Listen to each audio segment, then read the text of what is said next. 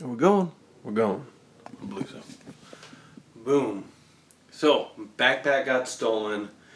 Got to do some errands. Got to go buy some things. Got class tonight. Paper due. Let's talk history.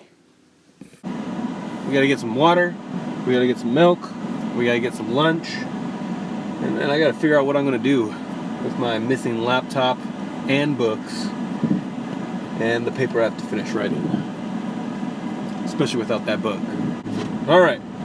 Boom. Karl Marx. Communist Manifesto. We're not going to get into it quite yet. I'm going to try and cut 3 videos today. And first thing I have to say, Karl Marx. When we get into Marxism, he is the man. As in, like, he has been so impactful to the field of study of history. To not address him is to not understand where we are today. I want to angle that so my phone doesn't fall out. Second, this is kind of the context of the historian, really the student, which is you and me. Most history that we are writing doesn't necessarily have to be good history, good solid history, as in, like, this is what was really going on. Sadly to admit, we are writing particularly to at least 2 ends. One, we have a project due, and we just got to get it done. So, we're not so interested in the content of our project as much as we are of getting it in on time. Number 2, and I'm sure many of you have had this experience, we're not necessarily writing to write a great paper, we're writing to get a great grade. Which means, I'm going to put in a third, we are writing to our professor. Let's be honest. Most of us, that's what we're doing. We go into the class, we learn our professor's leaning. If they're a Marxist, if they're not a Marxist, feminist, not a feminist, Eurocentric or anti-Eurocentric, whatever it may be. There's a particular leaning that professor has, and that's what we're trying to figure out and write to. So, if they hate colonizers, we hate colonizers. And again, that says nothing about history and how it should be done and what we're really trying to accomplish in our writings, especially as a student, especially as an undergrad. Because we can't afford at some point to say something that's going to piss off a teacher who says, no, this is the only way to think about things. And therefore, mark us down on our grade.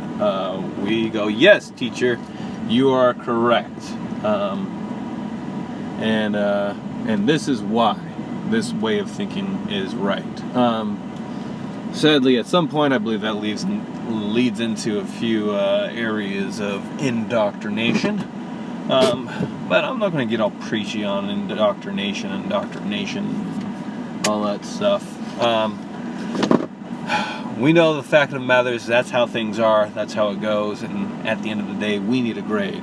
I remember texting one of my classmates saying, hey man, I hate this class, I hate this way of thinking, like I think it's completely racist, especially against white people, and we seem to not understand that, you know, being for one race doesn't necessarily mean we have to be against another one. But anyways, so, hate this class, hate this line of thinking, and in the end of it all, I'm like, I've got to turn in my paper, and I'm saying,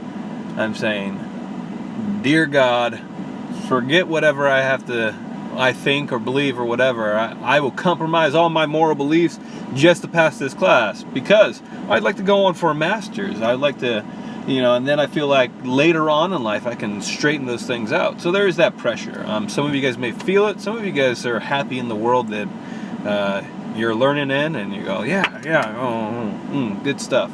Be aware of it. I like to work with the 10th man rule.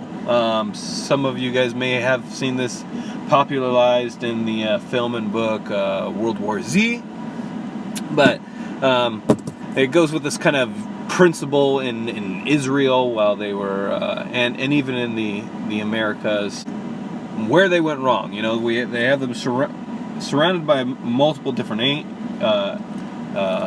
nations. And Egypt has potential to attack them, but they have all these reasons why not to believe that they would be attacked.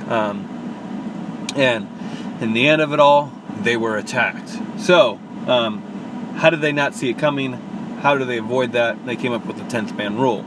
And that is where if you have your whole commission of men, your whole little assembly or whatever it is that you have, and everybody seems to see the same thing, everybody's in agreement, then it's the duty of the 10th man to disagree.